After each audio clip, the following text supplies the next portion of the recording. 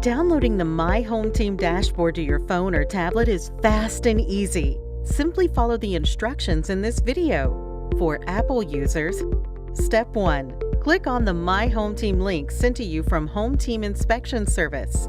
Step 2. At the bottom of your device, click the square icon with an arrow pointing up out of it. Step 3. Click on the option Add to Home Screen. If you are using an iPad, the icon will show up in the upper right of your browser app instead of the bottom. Step 4. Confirm the shortcut name by clicking Add in the upper right-hand corner. Step 5.